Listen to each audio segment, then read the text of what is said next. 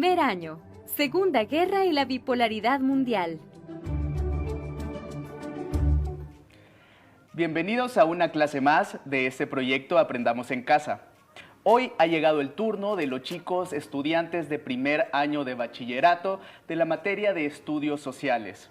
Como siempre, me están acompañando dos profesionales con los cuales vamos a estar desarrollando el planteamiento, el contenido y les vamos a estar brindando información para que usted también pueda desarrollar su sentido crítico. Se los presento, Candy Bautista y Federico Paredes. Bienvenidos.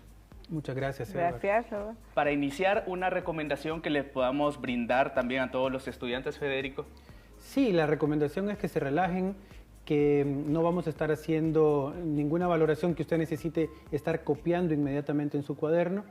Este es un apoyo para las guías que aparecen en el portal y nada más que todos los estudiantes estén relajados y disfrutando de este momento.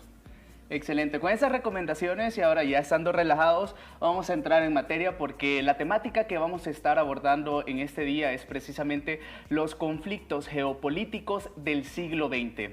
Y para comenzar también tenemos que estar entendidos, Candy y Federico, que todo conflicto, toda guerra también tiene una historia y tiene una explicación. Y es por eso que me surge la pregunta de cuáles fueron las causas que llevaron precisamente a las guerras mundiales en el siglo XX, Candy. Es importante recapitular elementos como que las guerras no surgen de una forma espontánea. Okay. Todas las guerras tienen una explicación, tienen un proceso, tienen antecedentes históricos. Entonces, podríamos mencionar que las guerras que se dieron durante el siglo XX, de las que podemos mencionar la Primera Guerra Mundial, la Segunda Guerra Mundial y la Guerra Fría, tienen también antecedentes importantes y tienen una razón de ser. Entre ellas podríamos mencionar razones económicas, razones políticas y razones expansionistas. Por ejemplo, en la época preindustrial podríamos decir que las guerras se han dado por razones de expansionismo. Los imperios que estaban acumulando, llamémoslo así, espacios geográficos, ¿verdad?, incorporando a su dominio político a la población de otros territorios. También tenemos las guerras que es por el control de mercados. Okay. En este caso se ubican en la parte económica. Esto lo podríamos ubicar en el contexto de la revolución industrial y posterior a la revolución industrial. Pero tenemos otras, ¿verdad, Federico? Claro, por ejemplo, las guerras que se han denominado de carácter ideológico, es decir, sí, maneras de pensar que se originan en maneras de cómo concebir la política, cómo concebir el Estado, cómo concebir la economía política. Y dentro de esto podemos ver un dato muy interesante, que es decir, en El Salvador, en 1932, se inaugura un ciclo de polarización que está basado en ese código de la Guerra Fría. Es decir, imaginen, la Guerra Fría ya en el territorio salvadoreño en 1932, cuando ni siquiera había terminado la Segunda Guerra Mundial. Me gustaría que nos explicara un poco más en qué consistió el Tratado de Versalles. Bueno, es una serie de pactos políticos que buscaban dos cosas fundamentales del lado de los aliados que habían ganado la Primera Guerra Mundial. La primera era frenar el avance de los soviéticos, frenar el avance de los comunistas en Rusia y sus territorios y apoyar a diferentes partidos anticomunistas para que se instalaran en los diferentes territorios adyacentes. Y lo segundo, contener a Alemania con medidas muy fuertes de carácter económico, de carácter político. Por ejemplo, Alemania ya no podía tener ejército de más de 100.000 hombres, y las medidas económicas se iban a imponer de manera muy fuerte. Francia iba a estar muy interesada entonces en que Alemania no recapitulara y no tuviera el poder que pudiera ser amenazante nuevamente. Y bueno, entendiendo esto, Federico, también todo está ligado, toda esta información y todos estos acontecimientos durante la historia también están ligados, pero hablemos un poco del papel de Estados Unidos, ahondemos más qué sucedió en la Primera Guerra Mundial y en el contexto del país de Estados Unidos. Bueno, Estados Unidos entró a la Primera Guerra Mundial, peleó una guerra que no estaba en su territorio, por lo tanto se vio favorecido económicamente, es decir, no recibió el impacto de la guerra en su territorio comenzó a hacer una expansión de nivel mundial, una transición, digamos, de Gran Bretaña, que era el gran imperio alrededor del mundo, y ya estaba empezando a decaer, no había decaído. Okay. Es importante que entendamos esto para la historia, ¿no? Empezaba a decaer su impacto, su fuerza naval. Estados Unidos entonces iba emergiendo como una potencia económica y política. Cuando Estados Unidos no ratifica los tratados de paz de la Primera Guerra Mundial, deja un vacío político y esto genera entonces una inestabilidad que le va a dar pie a la Segunda Guerra Mundial. Muy importante recalcar esto, Candy. Si ya tuvimos una Primera Guerra Mundial, ¿por qué entonces hubo una Segunda Guerra Mundial? Federico mencionaba algo importante, ¿verdad? Los vacíos que se han dado en el proceso de toma de acuerdos de Tratado de Versalles y cómo se ejecutaron estos, dieron pie al inicio de la Segunda Guerra Mundial. Ahí es importante recapitular las condiciones en las que Alemania se vio. Por ejemplo, tuvo que pagar compensación económica muy fuerte a los países vencedores de la Primera Guerra Mundial. Tuvo que ceder parte de territorios conquistados.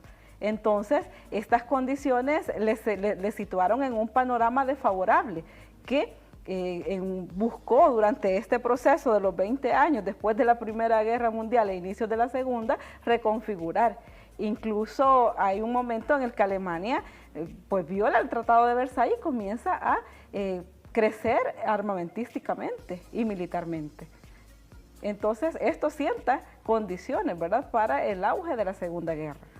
Es que ni los soviéticos, ni los alemanes, ni los italianos estaban conformes con cómo habían quedado las cosas al final de la Primera Guerra Mundial.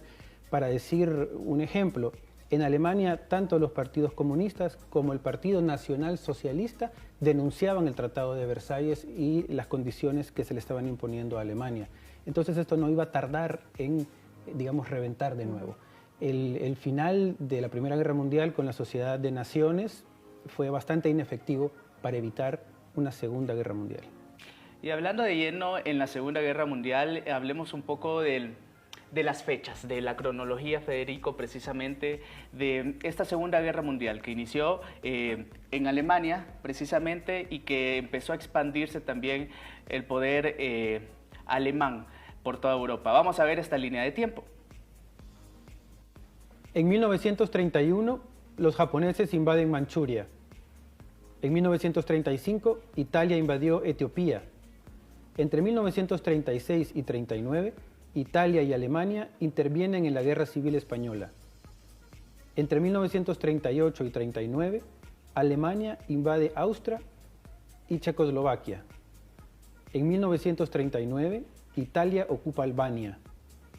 En 1940, Alemania derrota a Noruega, Dinamarca, Países Bajos, Bélgica y Francia.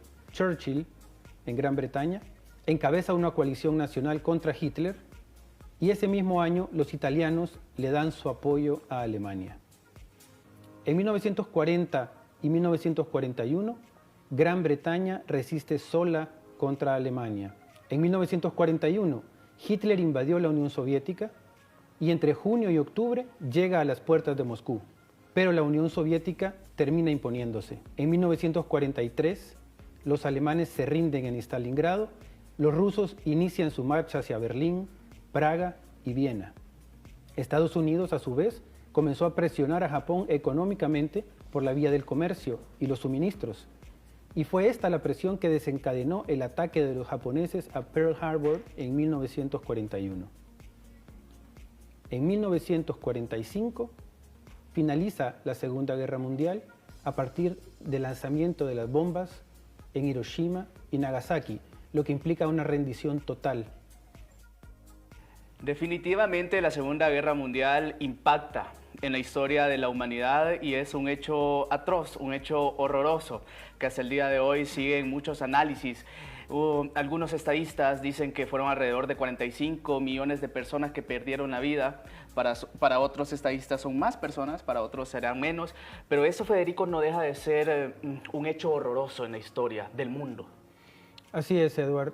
Definitivamente lo que nos muestra la Segunda Guerra Mundial, el horror de la Segunda Guerra Mundial, es que las potencias europeas que estaban listas, digamos, o se consideraban a sí mismas como la punta de lanza de la humanidad, estaban metiendo al mundo al borde de una guerra de extinción por intereses ilimitados, intereses por controlar el mundo, intereses por imponer sus designios económicos alrededor del mundo. Y esto casi nos lleva a una guerra de aniquilamiento, en donde ya la guerra nuclear y el lanzamiento de bombas atómicas inició una era de terror, es decir, del terror a que la humanidad pueda acabar a partir de una guerra con este tipo de armas. Porcentualmente, el 20%, me comentaba Federico. No, los países, por ejemplo, la Unión Soviética perdió 20% de su población, Alemania perdió alrededor de 10% de su población, otros países como Gran Bretaña y Francia perdieron alrededor de 1% de su población. En realidad estamos viendo números que son absolutamente horrorosos. Y otro sector que también se vio afectado, Candy, en la Segunda Guerra Mundial fueron precisamente los judíos, a través de la exterminación también que se realizó por esa ideología de la supremacía nazi. Alrededor de 6 millones de judíos perdieron la vida dentro de la Segunda Guerra Mundial. ¿Me explica un poco de lo que significa y significó el Holocausto? Muy bien. Pues el Holocausto realmente significa una manifestación de la inferiorización de la condición humana. O sea, poblaciones como los judíos y otras minorías como los gitanos, los homosexuales, condiciones con problemas físicos e intelectuales, fueron pues expuestos a un proceso que buscaba el aniquilamiento de esta población. Y esto es a lo que precisamente le llamamos el Holocausto, al proceso en el que los nazis buscaron exterminar a la población judía de toda Europa y pues del mundo como tal.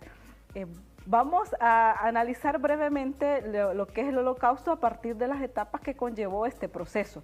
Podríamos hablar en un primer momento sobre lo que es la ideología nazi, que buscaba posicionar a la raza aria como una raza superior. En esta, pues inferiorizaban a los judíos.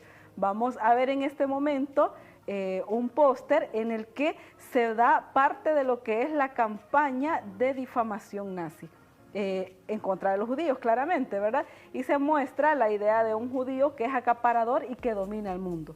Este tipo de materiales también se divulgó en el campo de la educación con libros. Por ejemplo, hay un libro para niños que se llama El hongo venenoso y que expresa que el judío es algo como un elemento que estorba en el mundo. Otra idea que se mantuvo es que si el judío llegaba a tener una posición económica, como ya tenía cierto privilegio, iba a acabar con el resto de las razas. Además, dentro de ese proceso se da un momento muy importante en 1935, que son las leyes de Nuremberg. En estas leyes se proclama que los judíos deben estar totalmente separados de los alemanes, o sea, todas las expresiones de vida, la parte cultural, artística, la familia como tal. Los judíos tienen unas bancas exclusivas para sentarse, por ejemplo, en las paradas de autobuses o del tren. No pueden casarse con alemanes, y de esto tenemos también un ejemplo. Hay una imagen en la que una mujer alemana es puesta en el ridículo público por tener un esposo judío. Otro elemento fundamental en este proceso se dio en 1938 con el pogrom de los cristales, también conocido como la Kristallnacht. En lo que se dio fue la toma de posesiones y de propiedades judías por parte del ejército nazi. Y dentro de ello había un elemento muy importante en la cultura, que es la toma de las sinagogas. Fueron quemadas múltiples sinagogas. Por ejemplo, tenemos la imagen de la sinagoga de Frankfurt, que se ve ardiendo en llamas. Después de esto viene un proceso bien fuerte que ya es el aniquilamiento prácticamente. Los judíos son sacados de sus lugares, llevados a un espacio cerrado que fueron conocidos como guetos, en los que no tenían contacto en algunos casos con el exterior. Y uno de los guetos más conocidos es el gueto de Varsovia, que concentraba a un número importante de población judía en el que trataron de mantener expresiones culturales, pero que también fueron sometidos a condiciones infrahumanas, sin alimentación, sin acceso a la educación y otros. Luego viene la etapa culminante, que es el traslado en vagones de trenes de ganado de los judíos a campos de concentración, en el caso de aquellos que tenían condiciones para ser expuestos al trabajo y que eran alimentados con una botella, pensemos en 2 litros de agua con cáscaras de papa. Era su alimento diario, con el que pretendían que poco a poco fueran disminuyendo sus condiciones y que murieran en el proceso, o después de esto, cuando se degradara su condición física, llevarlos a un campo de exterminio, donde pues estaban las cámaras de gas.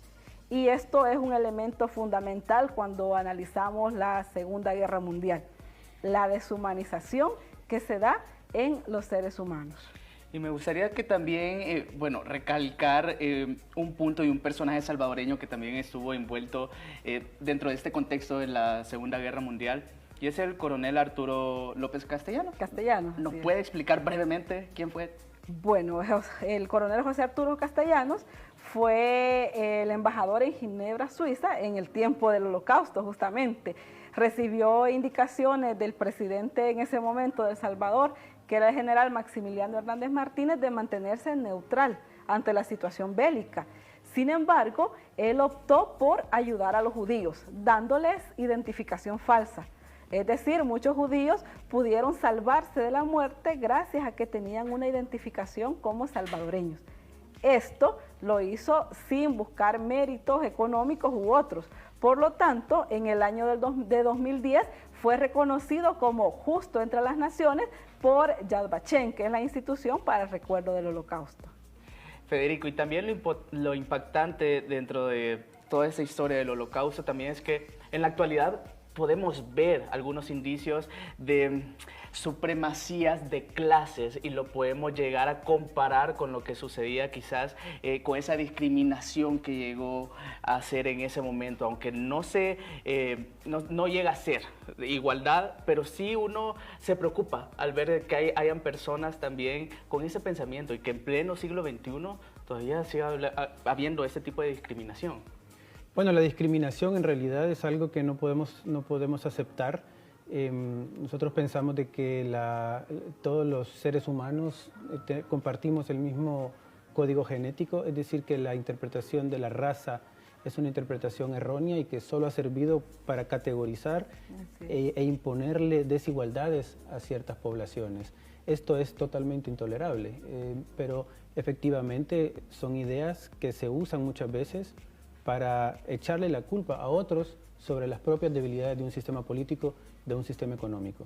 Hablemos también, Federico, de cómo queda el mundo después de la Segunda Guerra Mundial. El mundo queda polarizado. Por un lado, Estados Unidos se ha alzado con un control hegemónico alrededor de todo el globo. Económicamente ha estado creciendo a niveles de 10% anual. La Unión Soviética se fortalece también y se crea el muro de Berlín. Empieza la polarización entonces entre lo que se llama las potencias del este y del oeste, una confrontación entre una visión económica del mundo y política entre el capitalismo y el socialismo.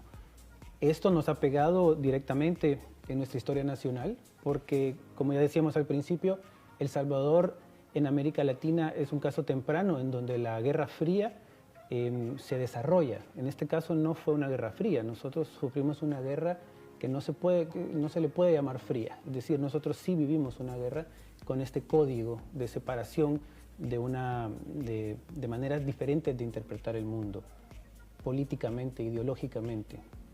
Así es. Candy, ¿alguna reflexión también que podamos dejarles a los salvadoreños estudiantes luego de conocer esta historia de la humanidad?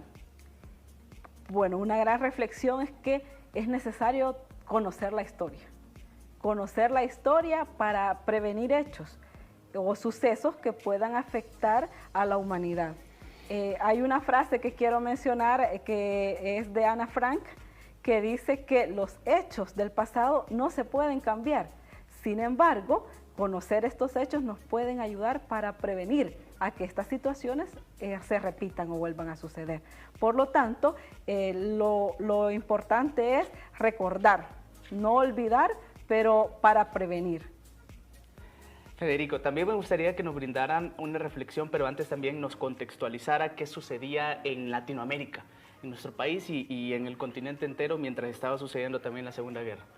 Bueno, América Latina empieza a declararle la guerra a los alemanes a partir de la búsqueda de la diplomacia de Estados Unidos de consolidarse como bloque hegemónico. Y así tenemos, por ejemplo, la confiscación de propiedades de alemanes, de japoneses, justamente en América Latina, y la declaración de la guerra. Es decir, que diplomáticamente participamos en este ambiente en medio del avance de la política hegemónica de Estados Unidos, que se alza entonces como una potencia y que obtiene el control hemisférico.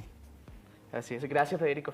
Gracias, Federico. Gracias, Candy. Ya nos dieron sus reflexiones. ¿Alguna invitación? Porque sé que la otra semana viene un tema que es continuidad a lo que nosotros acabamos de abordar. Correcto. Vamos a hablar de la Unión de Repúblicas Socialistas Soviéticas y de cómo ejerció su política dentro de sus fronteras económicas. Vamos a hablar un poco de lo que es el socialismo. Bueno, eso es en la siguiente clase, y si usted quiere ahondar más en este tema, también la invitación es a que investigue en diferentes libros de texto y también el contenido que puede llegar a informarse, porque así como nosotros sacamos nuestra reflexión de este tema, ¿cuál es su reflexión? Como alumno de primer año de bachillerato, le dejamos la tarea. Con eso nosotros finalizamos esta clase y nos vemos a la próxima.